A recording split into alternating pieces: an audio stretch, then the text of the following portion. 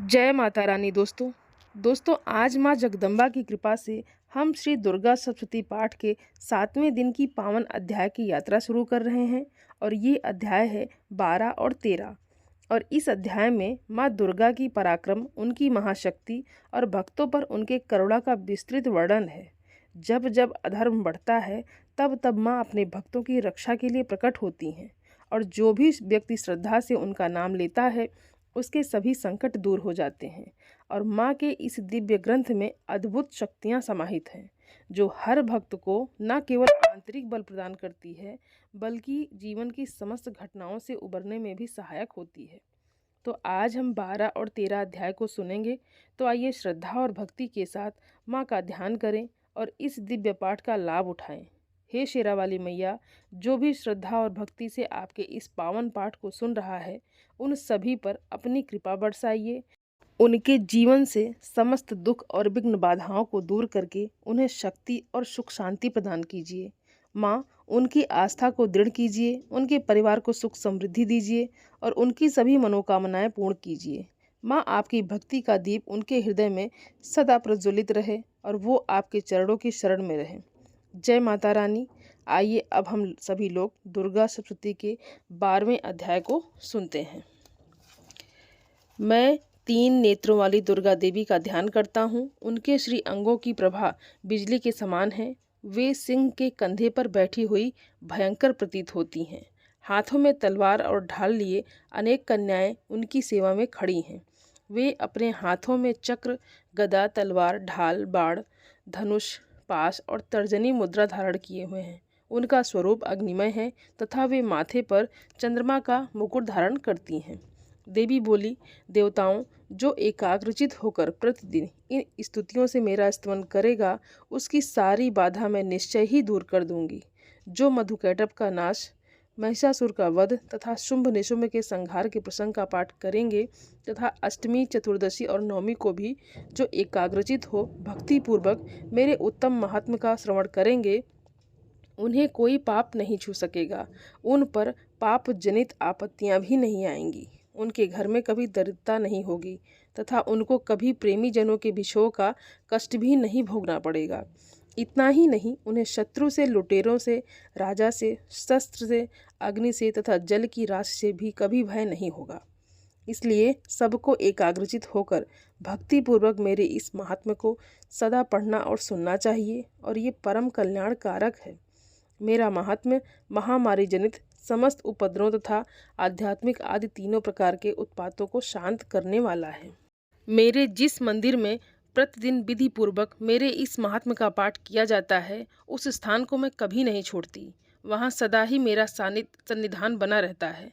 बलिदान, पूजा, होम तथा महोत्सव के अवसरों पर मेरे इस चरित्र का पूरा पूरा पाठ और श्रवण करना चाहिए। ऐसा करने पर मनुष्य विधि को जानकर या बिना जाने भी मेरे लिए जो बलि, पूजा या होम आदि करेगा उसे मैं बड़ी प्रसन्नता के साथ ग्रहण करूंगी। शरत काल में जो वार्षिक महापूजा की जाती है उस अवसर पर जो मेरे इस महात्म्य को भक्तिपूर्वक सुनेगा वो मनुष्य मेरे प्रसाद से सब बाधाओं से मुक्त तथा धन, धान्य एवं पुत्र से संपन्न होगा।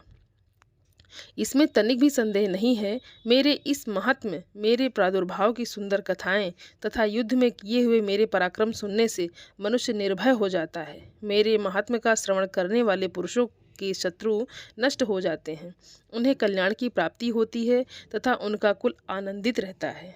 सर्वत्र शांति, कर्म में बुरे स्वप्न दिखाई देने पर तथा ग्रह जनित भयंकर पीड़ा उपस्थित होने पर मेरा महात्म्य श्रवण करना चाहिए।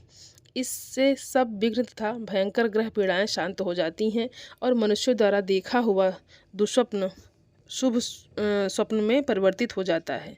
बाल ग्रहों से आक्रांत हुए बालकों के लिए ये महात्म्य शांतिकारक है तथा मनुष्य के संगठन में फूट होने पर ये अच्छी प्रकार मित्रता कराने वाला होता है। ये महात्म्य समस्त दुराचारियों के बल का नाश कराने वाला है। इसके पाठ मात्र से राक्षसों, भूतों और पिशाचों का नाश हो जाता है। मेरा ये सब महात्म्य मेरे सामीप्य की प्राप्ति कराने वाला है। पशु, पुष्प, अर्घ, धूप, दीप, गंध आदि उत्तम सामग्री द्वारा पूजन करने से, ब्राह्मणों को भोजन कराने से, होम करने से, प्रतिदिन अभिषेक करने से, नाना प्रकार के अन्य भोगों का अर्पण करने से तथा दान देने आदि से 1 वर्ष तक जो मेरी आराधना की जाती है और उससे मुझे जितनी प्रसन्नता होती है, उतनी प्रसन्नता मेरे इस उत्तम चरित्र का एक बार श्रवण करने मात्र से ही हो जाती है। ये महात्म्य श्रवण करने पर पापों को हर लेता है। मेरे प्रादुर्भाव का कीर्तन समस्त भूतों से रक्षा करता है तथा मेरा युद्ध विषयक चरित्र दुष्ट दैत्यों का संहार करने वाला है। इसके श्रवण करने पर मनुष्यों को शत्रु का भय नहीं रहता। देवताओं, तुमने और ब्रह्म ऋषियों ने जो मेरी स्तुतियाँ की हैं तथा ब्रह्मा जी ने जो स्तुतियाँ की हैं, वे सभी कल्याणमयी बुद्धि प्रदान करती हैं। वन में, सूने मार्ग में अथवा दावानल से घिर जाने पर, निर्जन स्थान में लुटेरों के दांव में पड़ जाने पर, या शत्रुओं के पकड़े जाने पर, अथवा जंगल में सिंह, व्याघ्र या जंगली हाथियों का पीछा करने पर, कुपित राजा के आदेश से वध या बंधन के स्थान में ले जाए जाने पर, अथवा महासागर में नाव पर बैठने के बाद भारी तूफान से नाव के डगमग होने पर और अत्यंत भयंकर युद्ध में शस्त्रों का प्रहार होने पर अथवा वेदना से पीड़ित होने पर, किंबहुना सभी भयानक बाधाओं के उपस्थित होने पर जो मेरे इस चरित्र का स्मरण करता है, वो मनुष्य संकट से मुक्त हो जाता है। मेरे प्रभाव से सिंह आदि हिंसक जंतु नष्ट हो जाते हैं तथा लुटेरे और शत्रु भी मेरे चरित्र का स्मरण करने वाले पुरुष से दूर भागते हैं। ऋषि कहते हैं, यूँ कहकर प्रचंड पराक्रम वाली भगवती चंडिका सब देवताओं के देखते देखते वहीं अंतर्ध्यान हो गई। फिर समस्त देवता भी शत्रुओं के मारे जाने से निर्भय हो पहले की ही भांति यज्ञभाग का उपभोग करते हुए अपने अपने अधिकार का पालन करने लगे। संसार का विध्वंस करने वाले महाभयंकर अतुल पराक्रमी देव शत्रु शंभु तथा महाबली निशुंभ के युद्ध में देवी द्वारा मारे जाने पर शेष दैत्य पाताल लोक में चले आए। राजन, इस प्रकार भगवती अंबिका देवी नित्य होती हुई भी पुनः पुनः प्रकट होकर जगत की रक्षा करती हैं। वे ही इस विश्व को मोहित करती हैं, वे ही जगत को जन्म देती हैं तथा वे ही प्रार्थना करने पर संतुष्ट हो विज्ञान एवं समृद्धि प्रदान करती हैं। राजन, महाप्रलय के समय महामारी का स्वरूप धारण करने वाली वे महाकाली ही इस समस्त ब्रह्मांड में व्याप्त हैं। वे ही समय समय पर महामारी होती हैं और वे ही स्वयं अजन्मा होती हैं, अजन्मा होती हुई भी सृष्टि के रूप में प्रकट होती हैं। वे सनातनी देवी ही समयानुसार संपूर्ण भूतों की रक्षा करती हैं। मनुष्यों के अभ्युदय के समय वे ही घर में लक्ष्मी के रूप में स्थित हो उन्नति प्रदान करती हैं और वे ही अभाव के समय दरिद्रता बनकर विनाश का कारण होती हैं। पुष्प, धूप और गंध आदि से पूजन करके उनकी स्तुति करने पर वे धन, पुत्र, धार्मिक बुद्धि तथा उत्तम गति प्रदान करती हैं। तो इस प्रकार से 12वां अध्याय समाप्त हुआ और अब हम सुनेंगे 13वां अध्याय, जो उदय काल के सूर्यमंडल की सी कांति धारण करने वाली हैं, जिनके 4 भुजाएं और 3 नेत्र हैं तथा जो अपने हाथों में पाश, अंकुश, वर एवं अभय की मुद्रा धारण किए रहती हैं, उन शिवा देवी का मैं ध्यान करता हूँ। ऋषि कहते हैं, राजन, इस प्रकार मैंने तुमसे देवी के उत्तम महत्व का वर्णन किया। जो इस जगत को धारण करती हैं, उन देवी का ऐसा ही प्रभाव है। वे ही विद्या उत्पन्न करती हैं। भगवान विष्णु की माया स्वरूपा उन भगवती के द्वारा ही तुम ये वैश्य तथा अन्यान्य विवेकी जन मोहित होते हैं, मोहित हुए हैं तथा आगे भी मोहित होंगे। महाराज, तुम उन्हीं परमेश्वरी की शरण में जाओ। आराधना करने पर वे ही मनुष्यों को भोग, स्वर्ग तथा मोक्ष प्रदान करती हैं। मार्कंडेय जी कहते हैं, कौस्तुकी जी मेधामुनि के ये वचन सुनकर राजा सुरथ ने उत्तम व्रत का पालन करने वाले उन महाभाग महर्षि को प्रणाम किया। वे अत्यंत ममता और राज्य अपहरण से बहुत खिन्न हो चुके थे। महामुने इसलिए विरक्त होकर वे राजा तथा वैश्य तत्काल तपस्या को चले गए और वे जगदम्बा के दर्शन के लिए नदी के तट पर रहकर तपस्या करने लगे। वे वैश्य उत्तम देवी सूक्त का जप करते हुए तपस्या में प्रवृत्त हुए। वे दोनों नदी के तट पर देवी की मिट्टी की मूर्ति बनाकर पुष्प, धूप और हवन आदि के द्वारा उनकी आराधना करने लगे। उन्होंने पहले तो आहार को धीरे धीरे कम किया, फिर बिल्कुल निराहार रहकर देवी में ही मन लगाए एकाग्रता पूर्वक उनका चिंतन आरंभ किया। वे दोनों अपने शरीर के रक्त से प्रोक्षित बलि देते हुए लगातार 3 वर्ष तक स्वयं पूर्वक आराधना करते रहे। इस पर प्रसन्न होकर जगत को धारण करने वाली चंडिका देवी ने प्रत्यक्ष दर्शन देकर कहा। देवी बोली, राजन तथा अपने कुल को आनंदित करने वाले वैश्य, तुम लोग जिस वस्तु की अभिलाषा रखते हो वो मुझसे मांगो, मैं संतुष्ट हूँ, अतः तुम्हें वो सब कुछ दूंगी। मार्कंडेय जी कहते हैं, तब राजा ने दूसरे जन्म में नष्ट न होने वाला राज्य मांगा तथा इस जन्म में भी शत्रुओं की सेना को बलपूर्वक नष्ट करके पुनः अपना राज्य प्राप्त कर लेने का वरदान मांगा। वैश्य का चित्त संसार की ओर से खिन्न एवं विरक्त हो चुका था और वे बड़े बुद्धिमान थे। अतः उस समय उन्होंने तो ममता और अहंता रूप आसक्ति का नाश करने वाला ज्ञान मांगा। देवी बोली, राजन, तुम थोड़े ही दिनों में शत्रुओं को मारकर अपना राज्य प्राप्त कर लोगे। अब वहां तुम्हारा राज्य स्थिर रहेगा।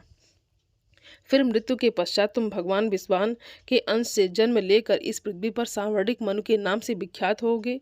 वैश्रव, तुमने भी जिस वर को मुझसे प्राप्त करने की इच्छा की है उसे देती हूँ।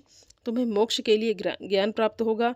मार्कंडेय जी कहते हैं, इस प्रकार उन दोनों को मनोवांछित वरदान देकर तथा उनके द्वारा भक्ति पूर्वक अपनी स्तुति सुनकर देवी अंबिका तत्काल अंतर्ध्यान हो गई। इस तरह देवी से वरदान पाकर क्षत्रियों में श्रेष्ठ सुरथ सूर्य से जन्म ले सांवर्ण नामक मनु होंगे। तो इस तरह से 13वां अध्याय भी समाप्त हुआ। और आइए अब हम क्षमा प्रार्थना सुनते हैं। परमेश्वरी, मेरे द्वारा रात दिन सहस्त्रों अपराध होते रहते हैं। ये मेरा दास है, यूँ समझकर मेरे उन अपराधों को आप कृपा पूर्वक क्षमा करें। परमेश्वरी, मैं आवाहन नहीं जानता, विसर्जन करना नहीं जानता तथा पूजा करने का ढंग भी नहीं जानता, तो आप क्षमा करें। देवी सुरेश्वरी, मैंने जो मंत्रहीन, क्रियाहीन और भक्तिहीन पूजन किया है वो सब आपकी कृपा से पूर्ण हो। सैकड़ों अपराध करके भी जो आपकी शरण में जगदम्ब कहकर पुकारता है उसे ये गति प्राप्त होती है जो ब्रह्मादि देवताओं के लिए भी सुलभ नहीं है। जगदम्बिके, मैं अपराधी हूँ किंतु आपकी शरण में आया हूँ। इस समय दया का पात्र हूँ, आप जैसा चाहो वैसा करो।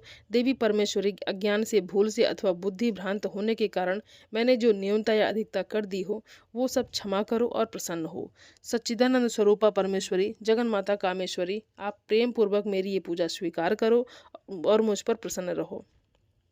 देवी सुरेश्वरी, आप गोपनीय से भी गोपनीय वस्तु की रक्षा करने वाली हो। मेरे निवेदन किए हुए इस जप को ग्रहण करो, आपकी कृपा से मुझे सिद्धि प्राप्त हो। जय माता रानी। धन्यवाद दोस्तों।